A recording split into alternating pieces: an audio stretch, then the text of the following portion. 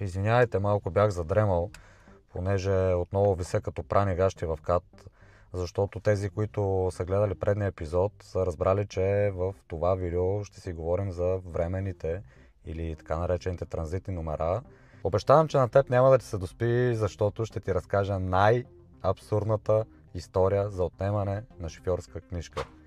Така, докато се вися в КАТ, се сетих за една много интересна случка, която се случи точно преди 3 години, а именно по това време в една неделя.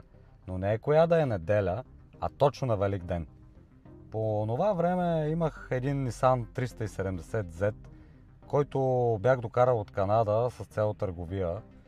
Въпросната кола беше с преработена генерация и не знам дали вървеше, но звукът ѝ беше на нещо средно между хималайска мечка и гладен мачарок.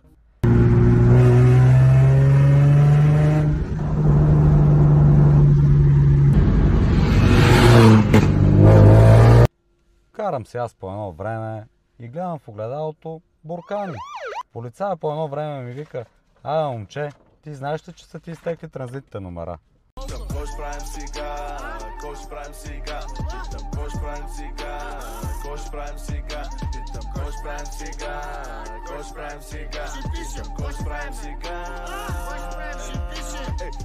Бре, гледам аз, верно са изтекли.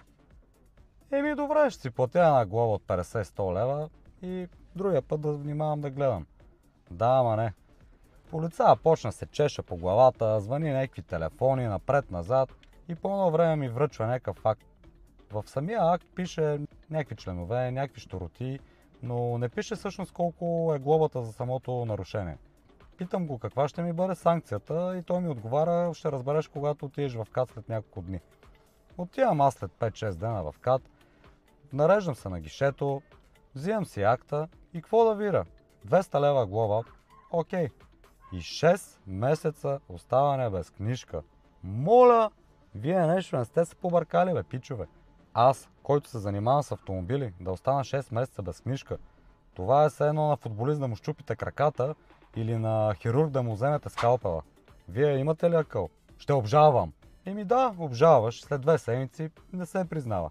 Свързах се с една фирма, пушки им обжалвали актове, почва да ме убеждава, че 100% няма да ми бъде отнета книжката, защото през живота си не съм имал някакви нарушения, с изключение на дребни фишове.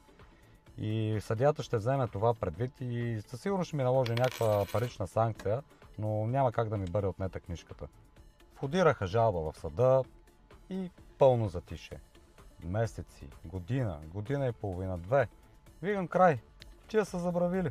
Забравили са чушки. Всъщност тук идва противоречието в закона и реално не съществува член, който да установява, че автомобил е с изтекли временни номера. Тоест самият член ви слага под общ знаменател с автомобилите, които се движат без никакви номера по улиците. Апела ми към хората, които пишат законите, е да обърнат сериозно внимание на тези пропуски и най-после да създадат номер, който да е валиден 3 или 6 месеца. Ние така ли, че ще си го платим предварително? Но няма да правим тези циркове, тези опашки да си късаме нервите. Като си изваря номер за 6 месеца и продам колата си след една седмица, няма да си получа парите обратно. Но ние не продаваме автомобили за по 1500 лева, че да сме опрели до там да правим тънки сметки за 200, 300 или 400 лева.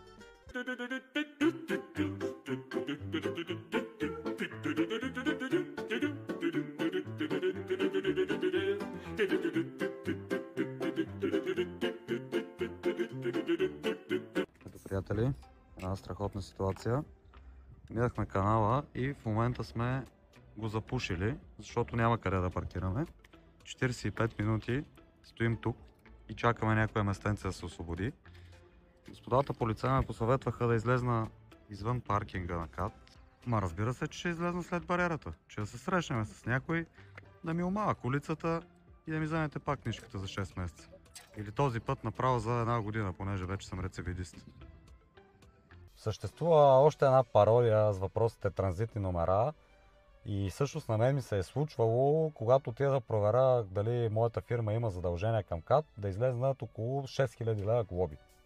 Как се получава това ли? Когато подновяваме въпросния номер, всеки път трябва да правим анекс и новия номер да бъде вписан в гражданската отговорност. Сменяме номера, караме малко по-бързо, бам, снимчета за превишена скорост.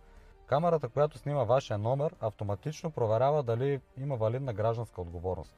Разбира се, този номер не е вписан никъде в полицата, ако вие не сте направили анекс, и автоматично се води, че вашия автомобил е без гражданска отговорност. А както знаем, глобата за автомобил, който е на фирма и няма гражданска отговорност, е 2000 лева. Хубавото в цялата работа е, че ако успеете да докажете, че към датата на акта вашия автомобил е имал гражданска отговорност и представите полицата и обжавате самия акт, той ще бъде анулиран. Но въпреки всичко е една разправия и някой не си е свършил до край работата. Днес определено ми върви на бели Мазди. Тази CX петиция продавах преди около 5 месеца и от известно време се е появил един много досаден проблем. Клиентите ми са карали по разни сервизи, но 3 месеца никой не е успял да им поправи проблема и се свързаха с мен с молба, ако мога да им съдействам. В следващото видео ще ти покажа какво означава услугата After Sales Service и как моята идея не е просто да се отърва от някой автомобил, а да помагам на моите клиенти.